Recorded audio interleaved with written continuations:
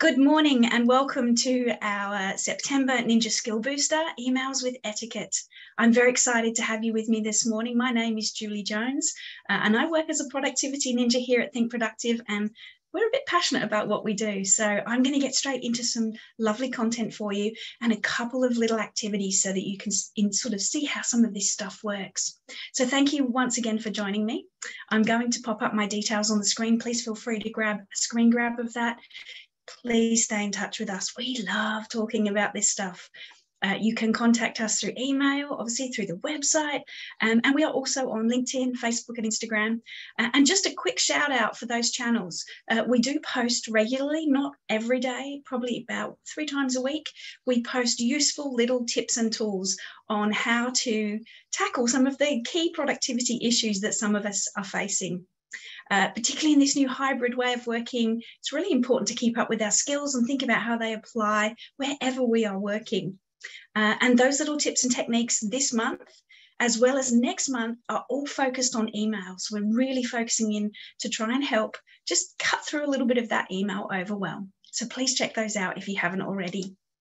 As part of Think Productive, we are a global organisation. We've been running global workshops for about 15 years now, and mainly based around some of the key principles in the book, How to Be a Productivity Ninja by Graham Olcott. But we're constantly evolving our offerings and ensuring that we are really relevant for today's needs within the workplace. And we are very passionate about this, as I mentioned. So please do keep in touch with us. We've got lots of content for you today and obviously lots of other stuff that we can share with you too. The content I'm going to share with you today is partly from our Supercharger Team Comms workshop. This is one of our newest workshops and really focuses in on creating great collaboration without the overwhelm. So we want to make sure that we are being really effective, efficient, and wonderful in our communication to really help our team and ourselves to stay on top of this really important, vital part of business. It's really important that we're able to communicate well with each other. We're going to cover 3 things today. Our brain works well in 3s. We're going to talk about why email etiquette really creates great outcomes. So ensuring that we're coming back to the outcome that we're looking for. I'm going to give you our top 3 tips for writing emails with etiquette. And I'm also going to talk a little bit about how we can really work with a new email etiquette culture for your team. So helping everyone within the organisation to kind of get on the same page and be really clear on what it is we're looking to achieve. If we have a shared understanding of the way we communicate, then we obviously make things a lot easier. We kind of grease the wheels a little bit. So that's what we're going to get into. Firstly, I'm going to talk a little bit about why it's so important, particularly in this hybrid working environment. We know that the things that build trust, this is from some recent research from the Boston Consulting Group, that beyond job security, the most important thing that we can do for ourselves and for our team is to have great communication between the leadership, employees, between each of us, because this is critical for us to feel comfortable, to be able to trust the environment that we're in, the situation that we're in. When we think about the amount of change we've been through in the last few years, it's really important to have great communication. And most importantly, you may have seen us use this slide a couple of times because we love this one. We did this in our Comms That Pop, our Team Comms That Pop Ninja Skill Booster as well. Every piece of comms is a step towards or away from your desired outcome, from your really important work that you're doing, the goals that you're needing to get through. Yeah, it's really important to make every piece of communication count. So just one little reminder from our last workshop that we did, our little Ninja Skill Booster, is to use the acronym POP when you're thinking about writing emails. So we usually use POP generally before we get to saying I'm going to write an email, we talk about, what is the purpose of that communication? What's the reason that I'm sending out this particular piece of comms? And what outcome, what result or action do I need? What am I looking for here? What's the priority? Urgency versus importance. Is this something that's really urgent and I need it right now? In which case it's probably not an email. But thinking about what level of urgency and importance am I putting on this? And who is my target audience? Who needs to see this piece of communication? Okay, so I want you to think about POP in terms of emails. So if you are choosing email as the form of communication, making sure we're really clear on our purpose, our outcome, the importance. If it's not that urgent, then an email may be just the right vehicle for you to send. Yeah, and ensuring that the right people are going to get this email to make sure they have the right outcomes. Okay, so using POP, we're going to use it for a little exercise in a minute, but really making sure that you think about POP in every aspect and just sense checking yourself, is an email the right way to communicate this particular piece of information or ask for action, ask for input? It's really important to just do that little sense check first thing. I'm now going to get into our top 3 tips, and I'll go into a little bit of detail on each of these. It's really a great way to think about every time we start an email, just doing these little things.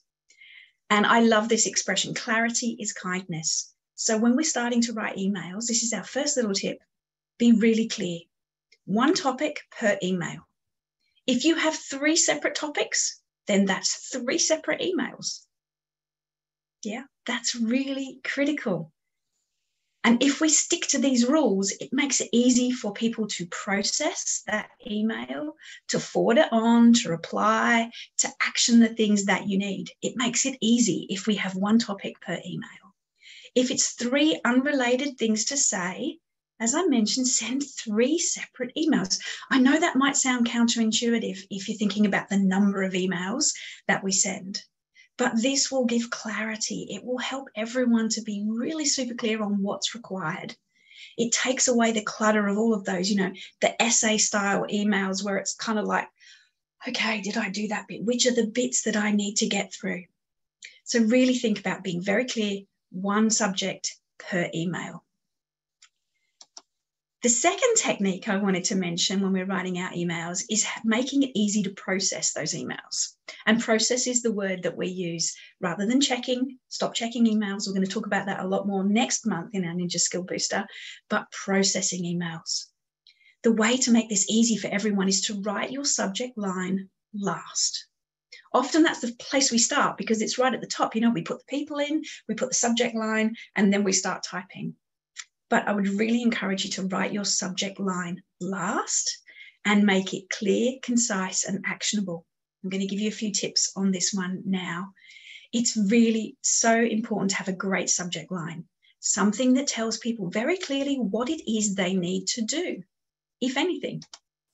So the art of a good subject line, we love teaching this stuff. It's so cool. So as we said, write it last, and it should be a summary of the email and the action that's needed. Ideally short, 6 to 8 words. Yeah, very short and snappy. Yeah. Oh, excuse me, I'm just going to pause 1 second. Maria, is it mute or just me? It might be your sound, I'm afraid, honey. I don't think anyone else is having any trouble hearing me. So please, maybe you might need to zip out and zip back in again, and that will reset your sound. Oh, you can hear me now. Awesome. Wonderful. So ideally 6 to 8 words. Maria, you've missed a tiny bit. Just watch the replay when we send it out to you. It will be easy to catch up. Also, as we go through the subject line, think about the recipient. Who is it I'm sending this to? What do I need them to take away from this subject line so that they know straight away what is included inside the body of this email? And as we mentioned, start a new email when needed. So keeping it really clear and concise. And here are some examples of bad subject lines. Okay, so stop doing these ones. If you're doing this, when we just say, for your information, it doesn't tell me anything. If it's just FYI, am I even going to bother opening that email? 2 things. What are those 2 things? I don't know from the subject line. These things don't help us. And if it's urgent in the subject line, why aren't you picking up the phone? Why aren't you calling a meeting? Why aren't you doing something else than sending an email? Yeah, if it's urgent, there's other ways to communicate rather than just sending an email. And often this will go out to, quite a few people. I know you get these kind of emails. This is urgent and it's gone to everybody in the building. Unless it is, the building's on fire. This is not a good subject line. We shouldn't be using this. Okay. So think about what is a better subject line. I'm going to share a few with you now, some examples. Here are some good ones. Okay. Action required. I know immediately if I receive an email that says action required, I need to do something with it. And it's about Project Magenta, whatever Project Magenta is, and it's an update that's needed. I can be really clear and specific. Yeah. Request for info. Can you tell me, and you would add in that detail in your subject line. That again tells me action is required. I need to help out with supplying some information. FYI only, no action required. Much better.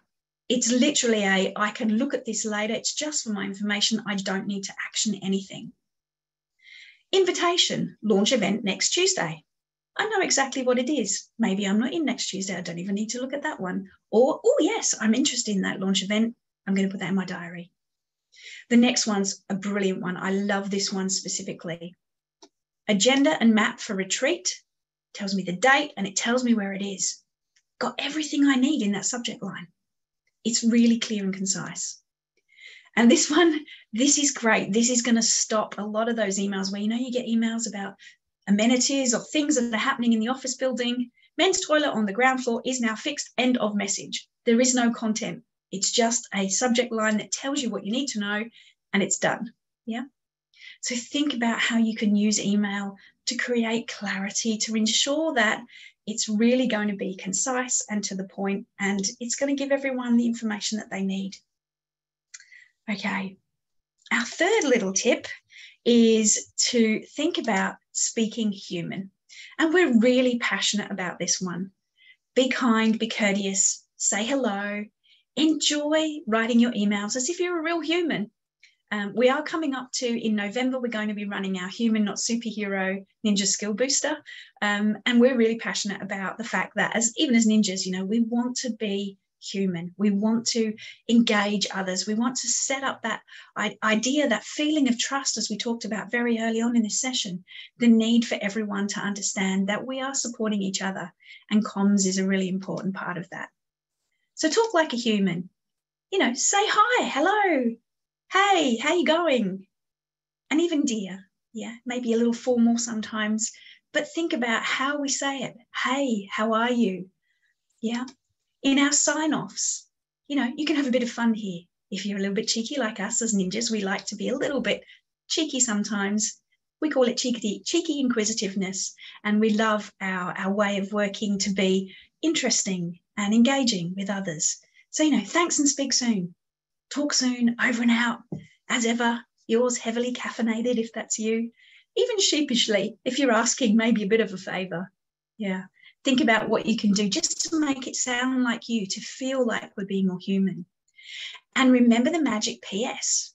Interestingly, there's some really cool research that shows that if we put a PS at the end of our emails, it actually draws our eye and people go, oh, what's that? What's in the PS? If you make that interesting, engaging, it could be just a random sentence to bring some levity or connection, or it could be about callbacks, or something extra that you're wanting to add. It can be really engaging and help people to feel a little bit more connected. So really would encourage you to think and talk like a human when you're writing your emails. And remember human footers. The idea of putting some information in your footer that's relevant. For me, I talk about my welcome to country. I really make sure that I put some detail in there about the land that I'm on. I'm on Darkinjung land. I really respect elders past, present and emerging. That is all in my email footer. But also things that are about inclusivity. Things like, my pronouns. The fact that our business is disability friendly. All of these things we can put into our email sign-off. Plus, this example is a really great one. The idea of getting this email out of normal working hours. You shouldn't be reading it if it's outside of normal hours. But if you are seeing this, I send this at the time that suits me. I don't expect you to reply.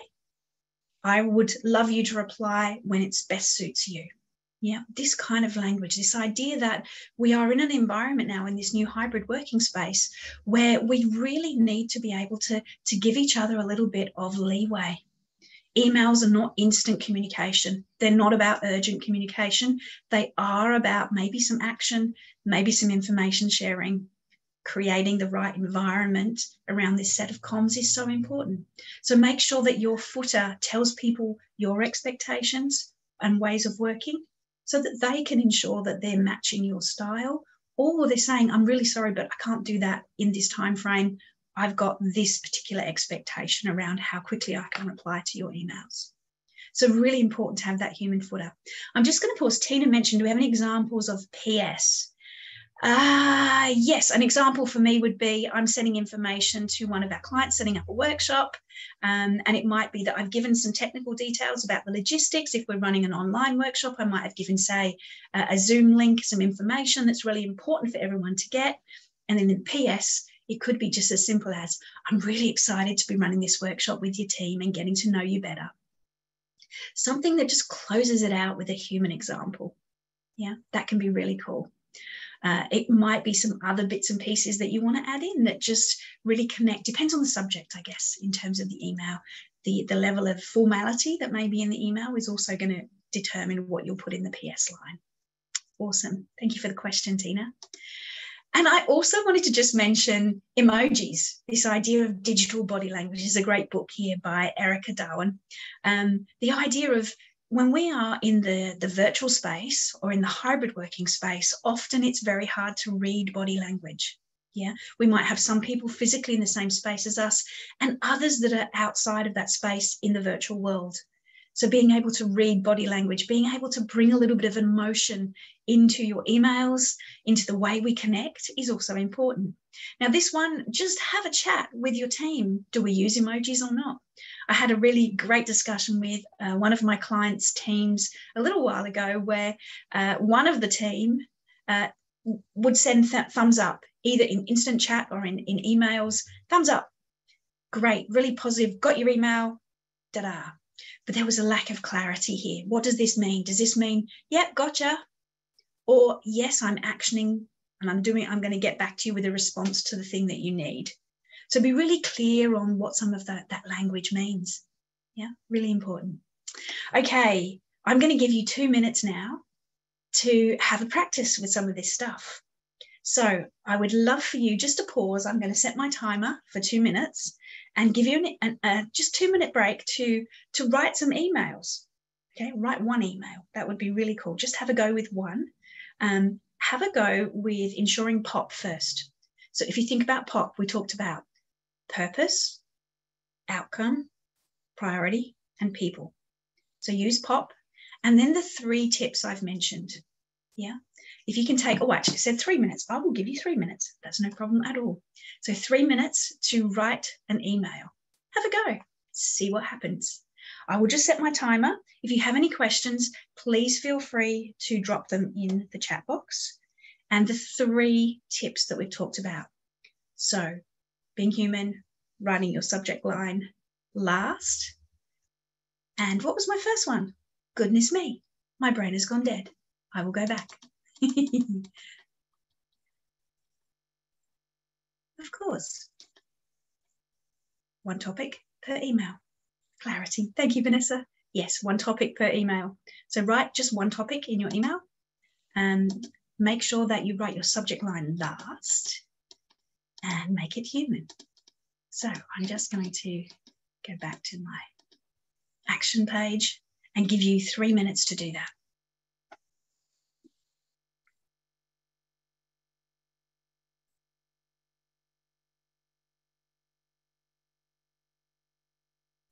Wonderful. Thank you, Alison. Big help. I reckon just increase my email effectiveness with this subject line. Yes. Fantastic. Wonderful. 2 minutes to go. Hi, Sadia.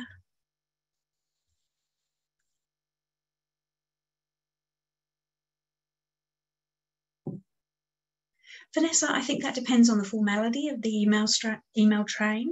So yeah, dear might be somebody you don't know very well. As you get to know them better, you might switch to hi or hello. Really depends on the content, I guess, and how formal that email needs to be.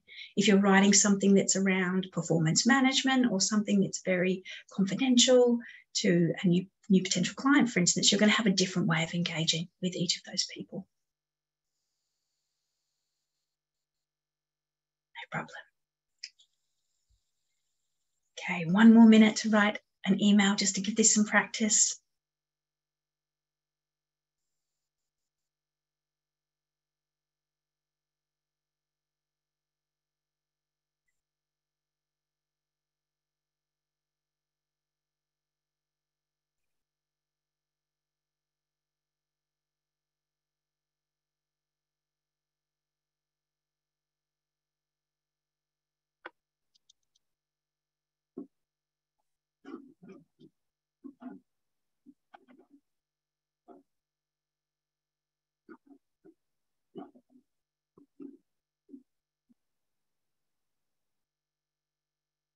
Hey, I'm going to keep going. We're on to our last topic of the presentation, coming back to the idea of culture, the importance of a shared understanding of how comms works for all of us. You can see by some of the simple techniques we've talked about today, that just by improving our email etiquette, by ensuring that everyone's on the same page, we can make a really big step forward towards getting great outcomes. So I'd very much encourage you to think of the techniques, the tools. I'm going to give you another little minute in a second just to have a think about this one. But think about what I've shared with you today. How am I going to share this with my teammates? How am I going to share this with my clients? Anyone that I communicate with, to ensure that we're all using emails in the same way. If we can spread this word, if everyone can be a little bit better at our email etiquette, we're going to get much better outcomes. And it's so critical because as we expand, I guess, into this new age of information, we know that this is a great quote from Professor Michael Saling, that I'll just read this through. Expansion of the information age has happened so fast, it's bringing us face to face with the limitations of our brains. Just because our computer devices have perfect memories, we think we should too. Now, that's not the way we're working. In our current world, communication, it's just so critical to be clear and concise, because it's very hard to hold everything in this little brain of ours. Our brains are an amazing device, but when we clutter it with so much stuff and hold on to so much stuff, it becomes harder to have great memory, to ensure that we're capturing things that we need to. And email's a great way to capture information, to share back understanding. But if we overuse it, if we don't use it well, it's going to create a lot of clutter and confusion within our organization. So again, I wanted to bring you back to ensuring that if we want great quality communication across our team, if we do put into place some of these principles, we're going to get some really great benefits for the whole team. We're going to get strong motivation. We're going to get better engagement. We're going to create connection. And connection is often what we're craving right now, this idea of ensuring that we're all on the same page, that we know what direction we're heading in. The other great advantage is that we create an awesome culture, a business where everyone wants to stay and be engaged and supported. So it's really critical that communication is the mainstay of this. And it also creates great collaboration, the ability to make things happen. This is absolutely critical. So you can see that by focusing in on just simple things that we can do in our day-to-day, we can improve the way our business is built, the culture, the idea of trust, and the ability for everyone to do their very best work. This is just fundamental to the way we step forward. So I really want to encourage you to take away the techniques, the tips that we've shared today, and share them with your team. Tell them, I'm going to start writing my emails better, so it makes it easier for you. Encourage them to do the same. One other thing I would very much encourage, in our Supercharger Team Comms workshop, we actually create a comms manifesto with you. The idea of a manifesto is a list of rules of engagement, a list of ways of working in terms of our core values, how we're going to communicate, and then a guideline of tools. The idea of ensuring that everyone knows when to use email, when to use Teams chat, when to pick up the phone, when to book a meeting. So be really clear. If you can do this with your team, if you can all be on the same page, you are going to get far better results than we get within a lot of business when we're not clear, when we don't know which ones to use for what. So very much encourage you to get involved and do a comms manifesto with your team. Okay. How are we going on time? We're almost out of time. I would love for you to do this, maybe do this outside of the session today, is to do some reflection on the work I've shared with you today. How could the emails that I receive be improved? See if you can see some gaps there that you need to talk about with your team, and ensure that you understand how could the emails that I create be improved. Yeah, we've done some work on that this morning. And what will I share with my team? I've just added that one in. Really would love you to do that. Renata, thank you. Yes. Inclusion of an action into the subject line, one subject per email. Brilliant. Awesome. So we've covered today why email etiquette creates great outcomes. I hope that's been really clear for you. Our top 3 tips for writing emails with etiquette. and a new email etiquette culture for your team, thinking about in the broader sense of communication, how important this is going to be. Rick, POP stands for purpose, outcome, priority, and people. So yes, thanks for that. Just a little reminder there. POP is that really useful tool just to ensure we're picking the right comms channel. Thank you so much for coming today. We had a really great turnout. I'm so excited that so many of you made it with us today. And I just wanted to remember to tell you that we have our next Ninja Skill Booster in October. Is going to be, I'm just typing that in, this is How to Love Your Inbox. So this is going to be based on some of the great tips and techniques from our Getting Your Inbox to Zero program. We would love for you to join us for that one. So please feel free. I've just popped the link to that one in our chat box. So feel free to do that. I'm also just going to share with you, that's on the 28th of October. I'm going to also share with you our next 6 weeks to Ninja program starts on the 19th of August. Oh, sorry, 19th of August, 19th of October. I'm going backwards. 19th of October.